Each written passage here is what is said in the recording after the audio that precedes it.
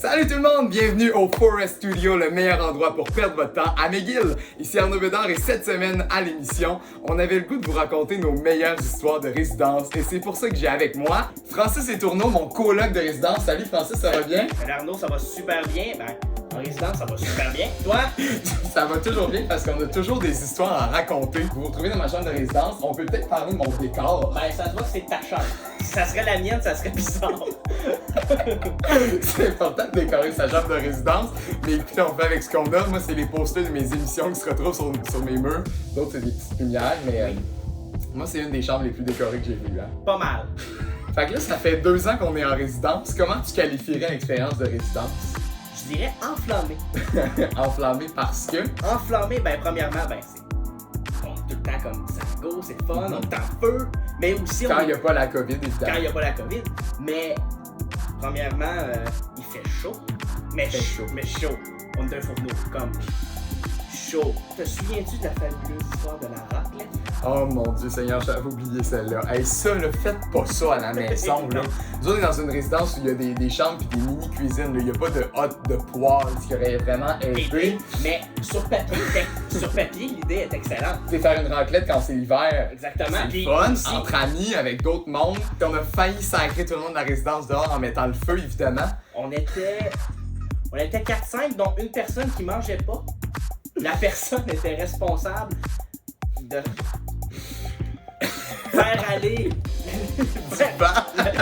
du vent pour pas que la fumée rentre dans le système dans l'alarme à feu. Ouais, parce qu'on a commencé la raclette et là, l'alarme incendie s'est déclenchée. Là, moi, ma peur, c'était que ça se soit déclenché dans toute la résidence. Et juste ici aussi, l'alarme à feu est juste au-dessus de la table à manger, donc ça n'a pas pris de temps avant que la fumée rentre dedans. Tu sais, un autre problème où on n'a pas été vite cette soirée-là en résidence, c'était que quand vous faites de la raclette, ayez genre du temps et pas genre une demi-heure pour manger. Parce dans notre tête, on s'est dit, là, il n'y a rien de plus simple. On prend ce qu'on veut, on le met sur la plaque, on mange, tigidou, c'est fini. Et non! Premièrement, ça prend du temps avant que la plaque chose. Oui. Deuxièmement, faire cuire ta viande, ça mange du temps avant de manger. Et puis, en plus, résidence, c'est pas toujours propre. J'ai remarqué en revenant au mois de septembre ici, j'ai la même chambre que l'an passé et il y a encore les coulisses de gras sur les murs de la raclette de l'an passé. Hey, on a parlé de veiller tard. En résidence, on veille tard aussi, hein? En tout cas, nous autres, on donne pas notre place, hein?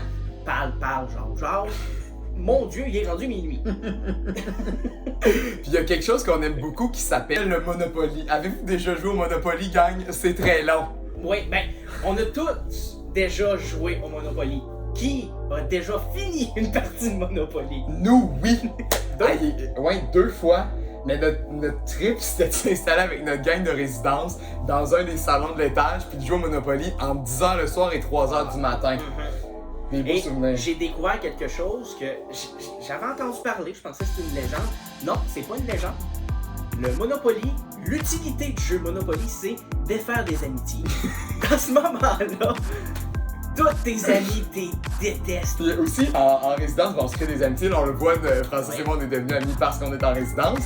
Mais au début de l'année, quand on connaît pas personne, tout le monde est amis ensemble. Là, on a fait, mesdames et messieurs, une partie de Uno à 20.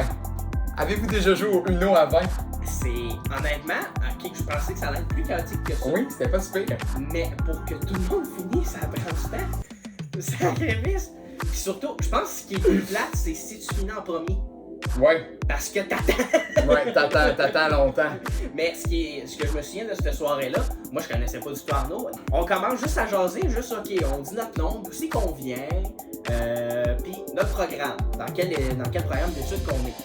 Là, on fait un tour de table et c'est là, Arnaud me dit, je suis en radio.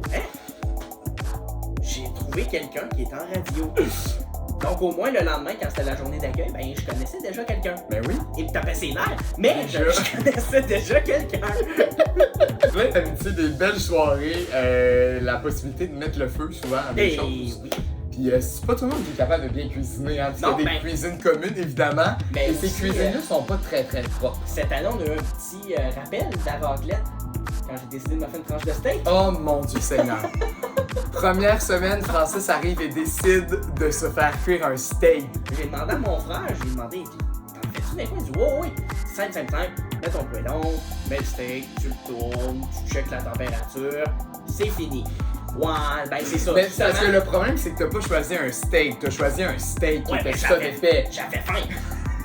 Mais justement, quand j'ai dit c'est fini, c'est ça. J'en ferai plus. Donc, en plus, c'était même pas si bon que ça. Je trouve que tu résumes bien l'expérience de la résidence. C'était pas si bon que ça. C'est le fun, on se fait des amis, mais tu sais, maintenant, quand ça finit, on est content. Ben, même pas un 4 pieds par 4 pieds. C'est jamais winner. T'as fait un tour assez vite. C'est ça. Surtout moi, vu que j'ai pas de poster, j'ai pas de lecture beaucoup.